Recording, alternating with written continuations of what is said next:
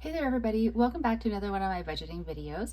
This is going to be my weekly digital cash envelope update video, except for this week only. It's actually going to be a 2-week update because I wasn't able to get a video up last weekend. I'll just really quickly explain how my digital cash envelopes work, and then we will kind of get into things. So I used to do cash budgeting and I use the envelope system. So an envelope for every category, and I just use the cash from the particular category. But where I live, the majority of places prefer digital spending, and there's a couple like smaller independent places that will only accept digital payment. They won't accept cash at all. So for me, it's just easier to keep all of my money digital. So these are my 5 variable categories: groceries, miscellaneous, fun, physio, and transportation. And what I do is the money for these categories gets moved from my bank account over to a prepaid MasterCard, and then that is the card that I tap when I'm doing my spending out of any of these categories. The card most of the time works fine. Every now and then I get a little bit of a glitch, like I can never tap it for gas, which I've just learned is a thing that I have to deal with. It's fine. I pay for gas on the Visa card, and then I take the money out of this category and put it onto the Visa card, and it all works out. It's a couple extra steps for me, but it's not the end of the world.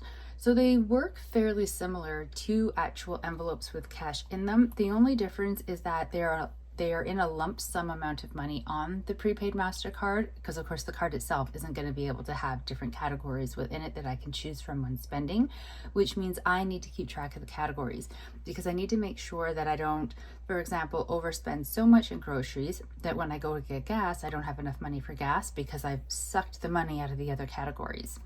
So it's a little bit of like handling here. I do miss when I had the actual cash in the envelopes, of just being able to see, oh well, that envelope is down to like $2, can't spend anything there, and having like that visual reminder of how much I've done, because it's not like I carry this book with me everywhere I go. And for a while I was carrying like slips of paper that had real-time updates of the spending in the different categories that I had done, so that when I was out in the world I could take a quick look to see what my running balances were.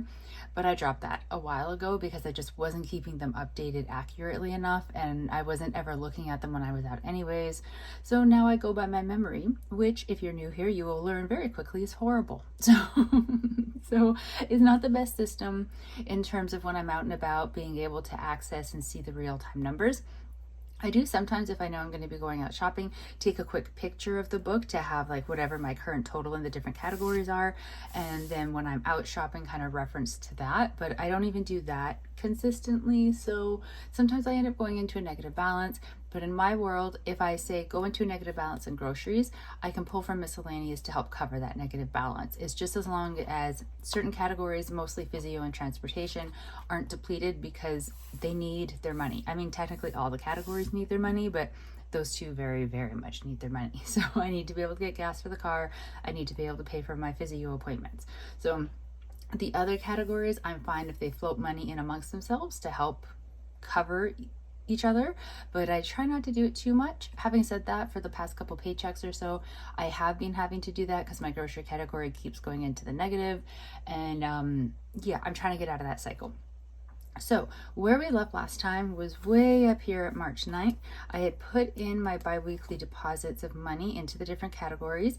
I had, in groceries and miscellaneous, I had Visa charges that I had purchased things using the Visa card, but the money to cover those things was intended to come from these categories. So I pulled the money from these categories to put onto the Visa card to pay that off, leaving me with my new balances. So I had for groceries $78.26, miscellaneous $28.90, fun $60, physio $31.50, transportation $36.46. So that is where I started the pay period at. On March the 10th, I went to Safeway and I spent $48.22. On March 13th, I had a physio appointment. I go to multiple different types of physio appointments. I just call them all physio, but they're actually distinguished by vestibular physio, kinesiology, and massage therapy. My massage therapy is the only one that I had to pay anything up front. Insurance covers the rest, and I pay $15.75. My understanding is it's kind of like an office fee, and I think it goes towards the sanitation of the space in between clients. So this category is the only one that I purposely fund with only the amount of money needed for the pay period, because as long as scheduling works out, I'm supposed to have one massage therapy appointment every week. So $31.50 bi-weekly goes in, and by the end of every pay period, as long as my appointments have happened, it'll be zeroed out, and that's perfectly fine because I only fund it to exactly what it needs and nothing extra. Then back here in groceries on the 14th, I spent $58.68 at Superstore. This was not actually food. My grocery category isn't just food, but it also covers household and personal items. So for household, it'll be dish soap, laundry detergent, paper towel, garbage bags, anything for the house, really. And then for personal, it's shampoo, conditioner, body wash, any of that type of stuff. So this purchase, except for a thing of strawberries that I bought, was all like personal and household items, and it's quite expensive because those items always are quite expensive. So I did the best I could with trying to find things that are on sale and whatnot, but it always ends up pricey. I often try to have them divided out. So maybe one paycheck I'm buying body wash, and then the next paycheck I'm getting lotion, and then the next paycheck I'm getting shampoo and conditioner, so that they're not all coming out of one pay period. But sometimes it just happens. And this time, unfortunately, it happened. So this did put my grocery category into a negative balance of $28.64, which I will get back to explain how I fixed that. But let's bump back up here to the charges. On the 15th, I went out with a friend. So every Saturday I used to go for brunch with my friend, and it cost, roughly $30-ish. But I'm trying to save money and she's trying to save money. And so we decided to transition out of going for brunch, and instead we're going for walks instead. We used to do that. Our Saturdays used to be working out. But in the winter, we tend to go for brunch because it's cold and you don't want to be outside. And if you do any kind of an activity inside, you have to pay for it. So we have transitioned back to doing walks. We did one yesterday. It was great. Now, this particular one, though, we were out walking and it started raining quite badly. So we ducked into a coffee shop to get a hot drink and a pastry and try to wait out the rain. And that's going to probably happen here and there until we're fully out of the rainy season. Once we're in the summer, that's not going to happen and it'll be fine. So this was in lieu of brunch, and because our walk got rained out, so it was a pastry and a chai latte. But the weekly Saturday expense in the fun category should be greatly diminished going forward because the weather should just keep getting better, and so our walks should be a little bit more guaranteed.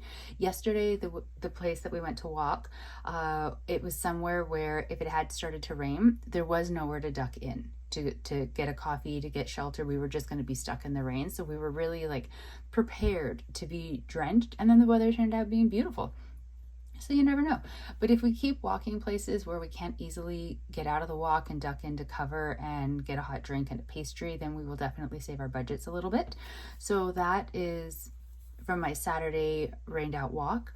On March the 20th, I had another physio appointment that was massage therapy, so $15.75. Now that brought the balance of this category to zero, just like it's supposed to. So as of March 20th, my balances in the categories were negative $28.64 for groceries. Miscellaneous had $28.90, fun $45.67, physio $0, and I had no expenses for transportation, so $36.46. So what I did is I moved money from the miscellaneous category. I moved $28.64 over to groceries to bring groceries up to zero, because what had been happening for the past however many paychecks now is my grocery category would already be in a negative balance, and then I would add in the money at payday into the categories. So say I added in $120 for the grocery category, but then it would be immediately deducted by however much I was in the negative to get the category to a zero balance and then into a positive balance. So I wasn't having a pay period start with a full $120 to spend towards that category. I was already lower than that balance because of the negative balance from the previous pay period, which was meaning I was never able to not go back into a negative balance because I didn't have enough money in the grocery category to get me through the next 2 weeks.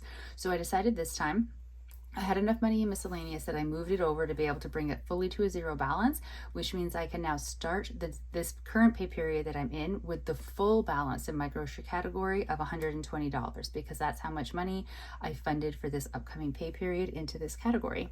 Now this meant by moving the money over, my miscellaneous category was left with a balance of 26 cents, which it's not great, but it's not a negative balance, so I'm fine with that. Fun was left with a balance of $45.67. This is higher than normal, and I will explain why in a minute. Physio, like I already explained, it was at zero. Transportation, $36.46. So that is how they all ended up. I know I've repeated some of these, I'm sorry. So then on March 21st, when I did my budget, I contributed money into my categories. So groceries got $120, giving it a balance of $120. Miscellaneous got $30, giving it a balance of $30.26. Fun got $30, giving it a balance of $75.67. Physio got $31.50, so it has a balance of $31.50. Transportation got $20, so it has a balance of $56.46. My fun category is way higher than normal, and you may be thinking I'm a little bit crazy for having such a high amount of money in this category when I don't have a lot of money, and I agree with you, actually. And so I was thinking like I need to pull from that to put it towards something more important. But I remembered in April I have 3 different social activities coming up with 3 different friends, and they're all already prepaid for. I'm going to a Jane Goodall talk.